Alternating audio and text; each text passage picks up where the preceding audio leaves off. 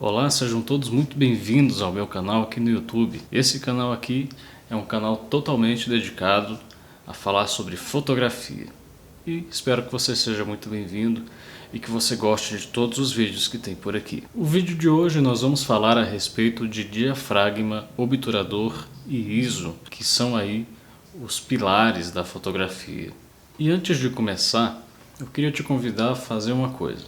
Aqui embaixo na descrição tem um link onde tem um material gratuito lá do pessoal da Escola para Fotógrafos. Então, fique à vontade se você quiser se aprofundar um pouco mais, aprofundar um pouco mais os seus conhecimentos na área da fotografia, pode ficar à vontade, que o material está disponível para que você possa assistir. É só você inserir o seu e-mail no link que tem aqui embaixo e pode ficar à vontade. Bem, como eu já havia falado, o vídeo de hoje é sobre diafragma, obturador e ISO. Mas por que então que esses três elementos são elementos tão importantes? Primeiro de tudo, que a gente tem que entender é que a fotografia se baseia em três principais parâmetros, que são aí princípios, desde quando a fotografia foi aí inventada. O primeiro princípio é o princípio da sensibilidade. A sensibilidade que referimos é a sensibilidade do filme, que quando esse processo foi aos poucos sendo transitado aí para o processo digital de se fazer uma foto, ele passou a ser chamado de ISO. Mas eu vou me aprofundar um pouco mais nisso mais para frente no desenvolvimento do vídeo. O segundo princípio é o princípio da quantidade de luz, ou seja, quanto de luz está entrando no sensor ou no filme, e esse parâmetro é controlado aí através da abertura do diafragma que fica dentro da lente, e a gente também vai se aprofundar nisso durante o vídeo. E o terceiro e último princípio é o princípio do tempo da luz, o tanto que essa luz se expõe ao sensor, ou ainda a gente pode entender o tanto que o sensor fica exposto a essa luz que entra através da lente. Esses são os principais parâmetros e princípios para se fazer qualquer fotografia. E o segredo então é como que você consegue combinar esses três elementos para ir compor alguma coisa da maneira que você desejar aí na sua fotografia. Então vamos falar agora então a respeito do que é de fato o primeiro elemento que citamos, que é a sensibilidade. Quando a gente fala em sensibilidade, a gente está falando aí o tanto que o filme, ainda no processo analógico, o tanto que o filme ele é sensível à luz quando ele é exposto. E com isso a gente já consegue prever que alguns filmes precisam de menos luz para se ter um resultado, e alguns outros filmes precisam de mais luz para se ter, às vezes, o mesmo resultado do outro filme. Eu só queria lembrar que eu vou trazer aqui algumas referências da fotografia analógica ainda, ok? Então, sempre na hora que a gente ia escolher um filme, a gente tinha que lembrar se a fotografia ia ser de dia, se ia ser de noite, se ia ser um tempo nublado, se ia ser um tempo ensolarado. Tudo isso a gente tinha que levar em consideração quando ia escolher um filme para colocar na câmera. Então o filme ele era escolhido a partir do tanto que ele era sensível àquela luz que ele ia ser exposto para registrar a fotografia. E essa sensibilidade no filme ela era representada pela unidade de medida ASA, que quanto menor era a ASA, menos sensível esse filme era à luz, e quanto maior fosse esse número chamado ASA, mais sensível era esse filme à luz, e consequentemente também mais granulação a foto teria. Por exemplo, um filme com ASA 100, ele tinha os grãos menores, porque a gente também tem que saber, os filmes nada mais são do que pequenas lâminas que contêm sal de prata dentro, e o sal de prata, quando ele é exposto à luz, ele causa essas deformações e queimaduras no sal de prata, que é o que de fato registra essa foto. Um filme com ASA 100, ele tinha um sal de prata um pouco mais refinado, por isso ele precisava de menos luz para se registrar aquele quadro que ia ser fotografado. Mas quando você ia fotografar com pouca luz, um filme de ASA 100 não ia conseguir registrar. Por isso você precisaria de um filme com maior sensibilidade, que chega a ser um filme com ASA 800, 1200, enfim. Porque esse tipo de filme ele continha o sal de prata um pouco menos refinado, né? Um sal de prata um pouco mais grosso, e por isso causa aí a granulação, né, na fotografia, que é o processo que ainda acontece até hoje nas câmeras digitais. Quando a gente vai fotografar com a câmera digital, a gente não pensa no ASA, a gente pensa numa unidade de medida chamada ISO, que é basicamente a mesma ideia a ser aplicada, porém com alteração do nome. A sigla ISO significa International Standards Organization.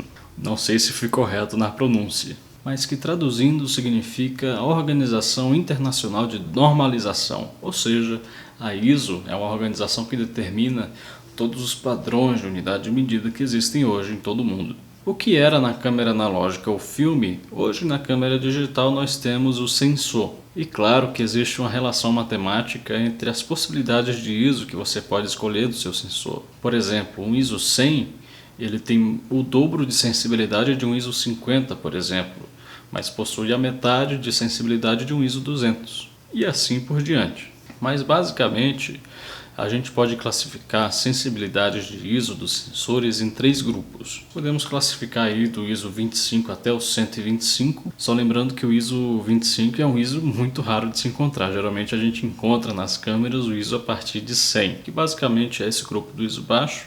São aqueles ISOs em que você precisa de uma grande quantidade de luz para fotografar. É um ISO aí usado para se fotografar com imagens de altíssima resolução. Imagens para outdoor, por exemplo, imagens que você precisa de uma definição afinada, né, naquela imagem. Geralmente muito usada também em esportes, onde você consegue delimitar muito bem os espaços de pixels que tem entre o fundo e o primeiro plano. Ou seja, são fotos mais técnicas, né, fotos mais profissionais. Não que não seja profissional você fotografar com ISO alto, tá? Esse argumento é totalmente inválido nos dias de hoje. Temos também as sensibilidades médias, que variam aí entre 200 até 600 mais ou menos. E esses ISOs aí são usados para basicamente tudo, né? Fotografias de natureza, desde que não sejam muito expostas ao sol, você consegue fotografar com esse ISO. Algumas fotografias de retrato também de dentro de estúdio podem ser usadas esse tipo de ISO. Também alguns tipos de foto para retrato. E também nós temos o ISO aí que varia entre 800 até 3200, que são os filmes aí de alta sensibilidade, ou seja, são os ISOs usados em modo noturno, por exemplo, em shows, casas de festa, fotografia noturna em geral, ou então qualquer outra situação em que você tenha uma baixa iluminação, por exemplo, o cenário aqui que estamos usando hoje. Mas é importante a gente lembrar que quando a gente usa esse ISO um pouco mais alto, né, o grupo mais alto de sensibilidade, pode causar granulação, né?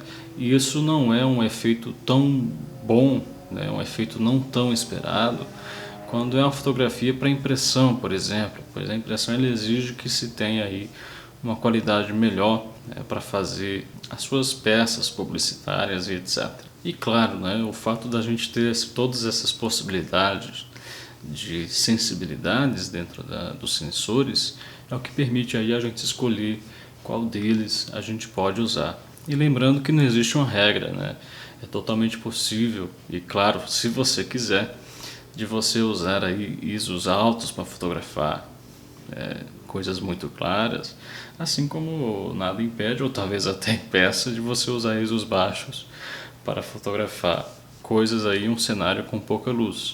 Isso vai depender do tanto de recurso que você tem acoplado aí à sua câmera e o recurso que você tem de iluminação. Só basta que você saiba como usar tudo isso. Até porque eu já vi fotógrafos que procuram, né, propositalmente ter esse ruído do ISO alto, né, e as fotografias ficam aí com um estilo incrível, né? Quem busca aí por um estilo um pouco mais vintage procura por ter essa granulação que às vezes era natural na época das câmeras analógicas. Então, se você busca esse estilo um pouco mais granulado, o ISO alto pode servir para você mesmo em grandes quantidades de luz. Portanto, não há regras. Agora vamos falar aí do segundo pilar que citamos na introdução, que é o pilar do diafragma. O diafragma, como nós falamos, é a quantidade de luz que entra dentro da câmera. E a unidade de medida que nós usamos aí com o diafragma é a unidade de medida f. Esse f significa fração, né? Ou seja, a fração que tem da abertura da lente e o tanto que essa fração permite de entrar luz dentro do sensor. Ou ainda alguns também gostam de chamar essa unidade de f-stop, né? Ou paradas de fração, se você preferir. Existem, na verdade, várias definições para a mesma coisa. A gente nunca pode se prender a uma definição só. E essa unidade de medida é o que representa aí o tanto de abertura que vai ter a lente. E o mecanismo que tem o diafragma é um mecanismo muito parecido que nós temos aqui no olho, né? Onde nós temos o mecanismo de controle de luz, onde ele se fecha em situações que tem muita luz e ele se abre, né, em situações que tem baixa luminosidade. É o mesmo efeito aí da íris, né, que temos dentro do olho. É importante a gente citar porque muita gente, quando está iniciando, confunde demais isso. É que o diafragma ele tem uma natureza inversa, ou seja, quanto menor o número, mais aberto o diafragma está, e quanto maior o número, mais fechado está o diafragma. Por exemplo, quando você tem um diafragma de 1.8, significa que você tem um diafragma muito aberto. E quando você tem um diafragma, por exemplo, 22, 26, 29, você tem um diafragma muito fechado, ou seja, está entrando pouca luz na sua lente. E também é importante a gente lembrar o que efeito causa o tanto de abertura que tem a lente. Primeiro, a gente já sabe, né, como já foi falado, que o efeito da quantidade de luz que entra dentro da câmera. Só que também o efeito que acompanha essa quantidade de luz que entra dentro da câmera é a quantidade de desfoque. Pois quanto mais luz se entra dentro da lente, mais confusos ficam aí os raios dentro da lente. Isso causa um desfoque, seja no primeiro plano ou seja no plano de fundo. E esse desfoque, né, é um efeito aí muito buscado por todos, né? Você consegue encontrar desfoques incríveis, né, com diafragma de 1.8, 1.4, né? Existem aí já existiram algumas unidades de diafragma em que a lente tinha diafragma 1, né? Então são diafragmas aí super procurados aí hoje em dia. Também alguns já estão hoje super acessíveis aí. Você consegue comprar uma lente de 1.8 com muita facilidade hoje em dia. E claro, se você se confundiu aí, né, nessa história de mais aberto, mais fechado, número menor, número maior, é recomendável aí que você procure talvez algum curso, né, onde possa te explicar isso e você possa exercitar isso de uma forma um pouco mais profissional, talvez um pouco mais didática, né? Então por isso que eu convido você aí a conhecer o curso aqui que tem aqui embaixo no link, um material gratuito que você vai receber no seu e-mail. Portanto, confere lá. E agora o último pilar da fotografia que nós citamos na introdução, que é o obturador. O obturador, como nós falamos, é o que regula o tempo que a luz fica exposta ao sensor. Ou ainda, para algumas pessoas, né, o tanto que o sensor fica exposto à luz. Como eu já disse outras vezes, existem várias definições e a gente não pode se prender a somente uma delas. O obturador basicamente é uma janela, né, que fica assim aberta, né, que abre para a luz entrar e depois fecha para a luz parar de entrar dentro do sensor. E essa janela é o que controla o tanto de tempo que essa luz fica exposta para o sensor gravar essa imagem. E claro, né, que é diretamente quanto mais fica exposta essa janela à luz, mais vai gravar a iluminação, ou seja, mais clara vai ficar a sua foto. E quanto menos tempo ficar exposta à luz, esse sensor, mais escura vai ficar a sua foto. Para ficar mais fácil de entender, nada mais é do tempo que fica exposto nessa janela à luz. E a unidade de medida que nós usamos para calcular esse tempo é o segundo. E também, por que não, as suas variações fracionárias, onde você pode ter o segundo como base e também as frações de segundo como base. Meio segundo, 1/4 de segundo, 1/8 de segundo, 1/16, 1/32, 1/30, 1/60. Existem câmeras hoje que conseguem fotografar até 1/20.000, ou seja, 1 segundo dividido por 20.000. Assim como também é totalmente possível de você deixar mais de 1 segundo a câmera com o sensor aberto. 1 segundo, 2 segundos, 4 segundos, 10, 20, 30 segundos. E hoje também é totalmente possível quando você vai fotografar.